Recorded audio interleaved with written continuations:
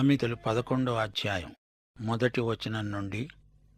దొంగ త్రాసు యెహోవాకు హేయం, సరైన గుండు ఆయనకిష్టం. అహంకారం వెంబడి అవమానం వస్తుంది, వినయము గలవారి వద్ద జ్ఞానమున్నది. యథార్థవంతుల యథార్థత వారికి తోవ చూపిస్తుంది. వృత్తి వ్యాపారాలలో నిజాయితీ ఎంతో అవసరం. వంచన దేవునికి అసహ్యం.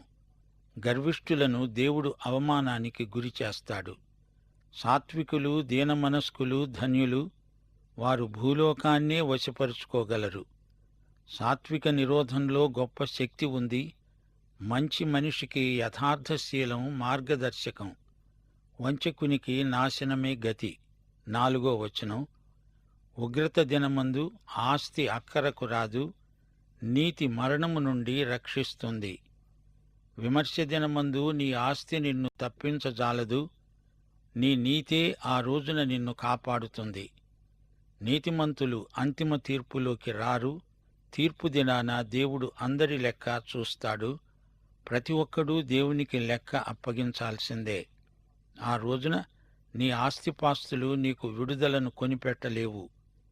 ప్రభువును నీవు ప్రేమించే వ్యక్తివైతే, ఆయన పట్ల నీకు విధేయత ఉంటే, అదే తీర్పు దినాన నీకు రక్ష, లేకపోతే నిత్య శిక్ష. యథార్థవంతుల నీతి వారి మార్గాన్ని సరళం చేస్తుంది, వారిని విమోచిస్తుంది. భక్తిహీనులు విశ్వాసఘాతకులు పడిపోతారు, వారి దురాశే వారిని పట్టుకుంటుంది. భక్తిహీనుడు బలాఢ్యుడే అయినా అతనికి ఆశాభంగం తప్పదు, అతని ఆశ నిర్మూలమైపోతుంది. 8, 9 వచనాలు. నీతిమంతుడు బాధ నుండి తప్పించబడతాడు, భక్తిహీనుడు బాధ పాలవుతాడు. భక్తిహీనుడు తన నోటి మాట చేత తన పొరుగువారికి నాశనం తెప్పిస్తాడు. నీతిమంతునికి కూడా బాధ కలగవచ్చుగాని దేవుడతణ్ణి తప్పిస్తాడు. అయితే విశ్వాసఘాతకునికి అట్టి హామీ లేదు. మాటలు ఆయుధాలై ఇతరులను గాయపరుస్తాయి. కొందరి మాటలు రంపపు కోతలే. అయితే విశ్వాసుల మాటలు మృదువైనవి. స్నేహశీలం వారి మాటలలో ఉట్టిపడుతూ ఉంటుంది. మన మాటలు నిర్మాణాత్మకమైనవిగా ఉండాలి గాని వినాశనాత్మకమైనవిగా ఉండకూడదు. తెలివి చేత నీతిమంతులు తప్పించుకుంటారు. నీతిమంతులు వర్ధిల్లడం పట్టణానికి సంతోషకరం. భక్తిహీనులు నశించేటప్పుడు ఉత్సాహధ్వని పుడుతుంది. మంచి మనిషి విజయానికి అందరూ జేజేలు చెబుతారు. చెడ్డ మనిషి చస్తే అందరూ సంతోషిస్తారు. యథార్థవంతుని దీవెన వల్ల పట్టణానికి కీర్తి. భక్తిహీనుల మాటలు పట్టణాన్ని బోర్లదోస్తాయి. నీతిమంతులు ఉత్తమ పౌరులు. చెడ్డవారి మాటలు పట్టణం పతనానికి కారణమవుతాయి. తన పొరుగువాణ్ణి తృణీకరించేవాడు బుద్ధిహీనుడు. వివేకి అయినవాడు మౌనంగా ఉంటాడు. జగడమాడకూడదు, నాలుకను అదుపులో పెట్టుకోవాలి. కొండెగాడై తిరిగేవాడు పరుల గుట్టు బయట పెడతాడు. నమ్మకమైన స్వభావం గలవాడు సంగతి దాచుతాడు. ఉబుసుపోక కబుర్లు పుకార్లై ఊరంతా వేగంగా ప్రసరిస్తాయి. నమ్మకమైన వ్యక్తులు పుకార్లను ప్రచారం చెయ్యరు. 14వ వచనం. నాయకులు లేని జనులు చెడిపోతారు, ఆలోచనకర్తలు అనేకులుండడం రక్షణకరం. మంచి నాయకుడు అనేకుల ఆలోచనలను వింటాడు, వారితో సంప్రదిస్తాడు, చర్చిస్తాడు. ఏకపక్ష నిర్ణయంలో పక్షపాతం ఉండవచ్చు. నలుగురి అభిప్రాయం తెలుసుకొని నాయకుడు సరైన నిర్ణయం తీసుకుంటాడు. ఇంటా బయట, ఉద్యోగంలో, సంస్థలో నాయకుడు క్షణికోద్రేకంలో నిర్ణయాలు చేయకూడదు. సంఘ నాయకులు ఈ సూత్రం తప్పక పాటించాలి. ఎదటివాని కోసం పూటపడినవాడు చెడిపోతాడు, పూటపడనొప్పనివాడు నిర్భయంగా ఉంటాడు. ఆ మనిషి ఎవరో తెలియకుండా అతనికి జామీను ఉండడం అవివేకం. అంత్యనిష్ఠురం కంటే ఆది నిష్ఠురమే మేలు. నెనరుగల స్త్రీ ఘనత నొందుతుంది, అనగా దయగల స్త్రీ, సుగుణవతి అయిన స్త్రీ ఘనతకు పాత్రురాలు. బలిష్ఠులు క్రూరులు అయిన వారికే ఐశ్వర్యం ఉంటుంది. దయగలవాడు తనకే మేలు చేసుకుంటాడు. క్రూరుడు తన శరీరానికి బాధ తెచ్చిపెట్టుకుంటాడు. ఇది స్వయంకృతాపరాధం. భక్తిహీనుడి సంపాదన అతణ్ణే మోసం చేస్తుంది. అది క్షణికం. నీతిని విత్తేవాడు శాశ్వత బహుమానం పొందుతాడు. 19వ వచనం, యథార్థమైన నీతి జీవదాయకం. దుష్టక్రియలు విడువక చేసేవాడు తన మరణానికే అదంతా చేస్తాడు. నీతిమంతునికి నిత్యజీవ ప్రాప్తి, అతనికి దీర్ఘాయుష్షు. అతడు అనేక సంవత్సరాలు బ్రతుకుతాడు. ప్రతిరోజూ నిండు మనసుతో హాయిగా జీవిస్తాడు. నియమబద్ధంగా జీవించేవారు ఎక్కువ కాలం బతుకుతారు. నిత్యజీవం క్రీస్తునందు అనుభవించేవారు మరణానికి భయపడరు. యోహాను సువార్త 11వ అధ్యాయం 25వ వచనంలో యేసు ప్రభువు అన్నాడు, పునరుత్థానమును జీవమును నేనే. నాయందు విశ్వాసముంచేవాడు చనిపోయినా బ్రతుకుతాడు. బ్రతికి నాయందు విశ్వాసముంచినవాడు ఎన్నటికీ చనిపోడు. విశ్వాసహీనుడు నిత్య మరణం పాలవుతాడు. ఇహలోకంలో ఉండగా సమృద్ధిగా జీవించలేడు. మూర్ఘచిత్తులు యెహోవాకు హేయులు. యథార్థముగా ప్రవర్తించేవారు ఆయనకు ఇష్టులు. మూర్ఘచిత్తులు అంటే మొండి మనుషులు. ఒకరు చెప్పేది వినరు, తమకు ఎంత తోస్తే అంత. దేవునికిష్టులైన వారికి భూమి మీద సమాధానం. క్రీస్తునందున్న వారే దేవునికి ఇష్టులు. నిశ్చయముగా భక్తిహీనునికి శిక్ష తప్పదు, తప్పించుకోలేడు. ఎప్పుడో ఒకరోజు పట్టుబడతాడు. నీతిమంతుల సంతానానికి విడుదల, స్వేచ్ఛ. 22వ వచనం, వివేకము లేని సుందర స్త్రీ పంది ముక్కున ఉన్న బంగారు కమ్మి వంటిది. ముక్కు కమ్మి మంచిదే, అందమైనదే, కాని ఏమి లాభం? అది పంది ముక్కుకు పెట్టబడి ఉంది. ఆంతరంగిక సౌందర్యం లేని బాహిర స్వరూపం ఎంత అందమైనదైనా అది దేవునికి అసహ్యం, హేయం. తెలివైన తీర్మానాలు చేయగలిగే సౌశీల్య సంపదను కోరాలి. కేవలం బయటి రూపం చాలదు, దానికి సరిపడే ఆధ్యాత్మిక అందం కూడా ఉండాలి. నీతిమంతుల కోరిక ఉత్తమమైనది, భక్తిహీనుల ఆశ అహంకారయుక్తమైనది. అహంకారం దేవుని దృష్టిలో అతి నీచమైన గుణం. నేను అనే సర్వనామం వారిని సర్వనాశనం చేస్తుంది. 24వ వచనం, వెదజల్లి అభివృద్ధి పొందేవారున్నారు, తగిన దానికన్నా తక్కువ ఇచ్చి లేమికి వచ్చేవారు ఉన్నారు. ఔదార్యము గలవారు పుష్టి నొందుతారు, నీళ్లు పోసేవారికి నీళ్లు పోయబడతాయి. సోదరీ సోదరులారా, ఇది దాతృత్వ వచనం. ఇచ్చిన వారికి సమృద్ధి అనేది ఆధ్యాత్మిక నియమం. నీకున్న సంపద, సామర్థ్యము, సమయము ఇతరులకిస్తే నీకు ఇంకా ఎక్కువ వస్తుంది. మనం ఇవ్వడం మొదలుపెడితే మనం ఇంకా ఎక్కువ ఇవ్వగలిగేటట్లు దేవుడు మనకు ఇంకా ఎక్కువ ఇస్తాడు. మనం ఇచ్చేవారమైతే మనకున్న ఆస్తిపాస్తులను గురించిన సరైన అంచనా, అవగాహన మనకు ఏర్పడతాయి. ఈ ఆస్తి నీ స్వంతం కాదని, దేవునిదని, దానికి నీవు గృహనిర్వాహకుడవని తెలుసుకుంటావు. ఇవ్వటం చేత మాకేమి లాభిస్తుంది అంటారా? మన ఆస్తిపాస్తులకు మనం బానిసలమైపోకుండా దేవుడు మనకు విడుదల ప్రసాదిస్తాడు. ఇతరులకు సాయపడుతున్నామనే ఆనందం, దేవుని ఆశీర్వాదాలు మనం అనుభవించగలుగుతాము. ధాన్యం బిగబట్టేవాణ్ణి జనులు శపిస్తారు. అధిక లాభాల కోసం ధాన్యాన్ని బిగబట్టేవాడు ప్రజాద్రోహి. అక్కరలో ఉన్న ప్రజలకు సరసమైన ధరకు ధాన్యం అమ్మే వ్యాపారి తలమీదికి దీవెన వస్తుంది. మేలు చేయగోరేవాడు ఉపయుక్తమైన క్రియ చేస్తాడు, కీడు చేయగోరేవానికి కీడే మూడుతుంది. ఏది వెదికే వారికి అదే దొరుకుతుంది, చేసుకున్న వారికి చేసుకున్నంత. ఎవడు తవ్వుకున్న గోతిలో వాడే పడతాడు. ధనాన్ని నమ్ముకున్నవాడు పాడైపోతాడు. నీతిమంతులు చిగురాకు వలె వృద్ధి నొందుతారు. డబ్బును నమ్ముకున్నవాడు అధోగతి పాలైపోతాడు.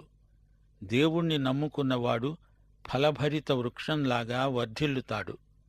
29వ వచనం, తన ఇంటివారిని బాధపెట్టేవాడు గాలిని స్వతంత్రించుకుంటాడు. ఇంట గెలిచి రచ్చగెలువు. ఇంట్లో వారిని వేధించేవాడికి చివరికి మిగిలేది గాలి. కలకంఠి కంట కన్నీరొలికిన సిరి ఇంట నుండనొల్లదు అనేది మన ఆర్యోక్తి. భార్యను ఏడిపించేవాడు, పిల్లలను హింసించేవాడు దరిద్రుడవుతాడు. మూఢుడు జ్ఞానహృదయులకు దాసుడవుతాడు. జ్ఞానికి అజ్ఞాని లోకువ. జ్ఞానిదే పైచేయి అవుతుంది. ప్రియ సోదరీ సోదరులారా, దేవుడు మనలను కుటుంబాలుగా ఏర్పరిచాడు. కుటుంబం దేవుడు ఆశీర్వదించిన వ్యవస్థ. కుటుంబ సంబంధాలలో అంగీకారం, ఆమోదం, ఆదరణ, అనురాగం, ప్రోత్సాహం, పరస్పర సహకారం ఎంతో సమృద్ధిగా లభిస్తాయి. కుటుంబాన్ని కాదని వెళ్ళిపోయేవాడు మూర్ఖుడు. కుటుంబానికి దూరమైపోయిన వ్యక్తికి మానసికమైన జబ్బు వస్తుంది. కుటుంబంలో శాంతి సమాధానాలు నెలకొనేటట్లు, గాయపడే మనస్సులు స్వస్థపడేటట్లు ప్రతి ఒక్కరూ ప్రార్థనాపూర్వకంగా కృషి చెయ్యాలి. 30వ వచనం, నీతిమంతులు ఇచ్చే ఫలము జీవవృక్షం, జ్ఞానము గలవారు ఇతరులను రక్షిస్తారు.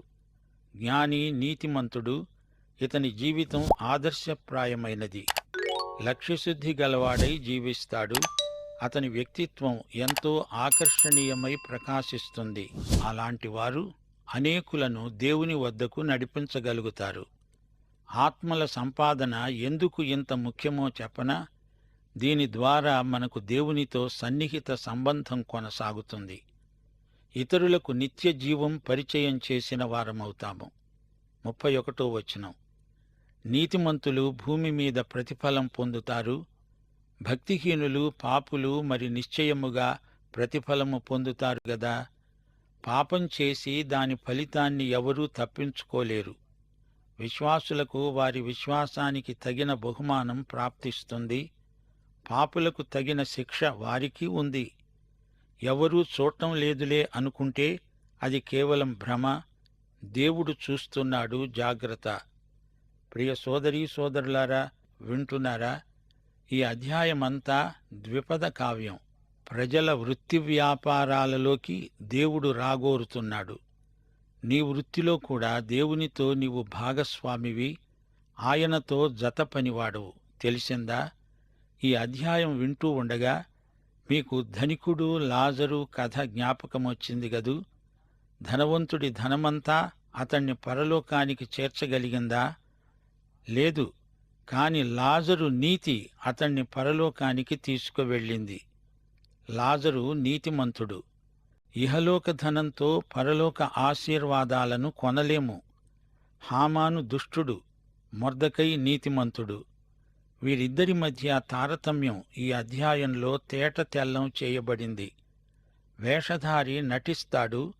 అతని వాస్తవ జీవితానికి, వేషం కట్టినప్పుడు మాట్లాడేదానికి పొంతన ఉండదు.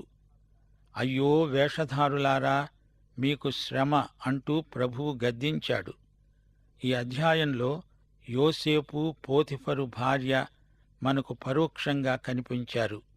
ఆమె చెడ్డ స్త్రీ, యోసేపు మీద లేనిపోని అభాండాలు వేసింది. దానికి ఫలితంగా అతడు తాత్కాలికంగా చెరసాల నిర్బంధంలో శ్రమపడవలసి వచ్చింది. అయితే ఎట్టకేలకు సత్యమే గెలిచింది. యోసేపు జ్ఞాని, ఆమె మూర్ఖురాలు. మరో ఇద్దరు ఈ అధ్యాయంలో మనకు జ్ఞాపకమొస్తారు. దావీదు నాటి నుండి నేటి వరకు మనకు మంచి జ్ఞాపకం. మరి సౌలో, అతని విషాదాంత గాథ మనకెంతో బాధ అనిపిస్తుంది. విమర్శల పట్ల మన వైఖరి ఎలా ఉండాలో దావీదు మనకు నేర్పాడు. ఒక చెంప షిమీ దూషిస్తూ, తన మీద రాళ్లు వేస్తూ, తనతో నడుస్తూ ఉంటే దావీదు చూపిన సహనం, దీర్ఘశాంతం ఎంతో ప్రశంసించదగినవి. దావీదు చూపిన నిగ్రహం మనకు గొప్ప మాదిరి. ప్రియ సోదరీ సోదరులారా, యేసుక్రీస్తు నిర్వహించే ఈ జ్ఞాన విద్యా మందిరంలో యువకులు జీవిత పాఠాలు ఎన్నో నేర్చుకోగలరు. మరో మాట, దానియేలు గొప్ప ఆలోచనకర్త, రాజనీతి ఎరిగిన జ్ఞాని. అతని సలహా మేరకే కోరెషు ఆజ్ఞ జారీ చేసి యూదులు తమ స్వదేశానికి తరలి వెళ్ళిపోవచ్చు అన్నాడు.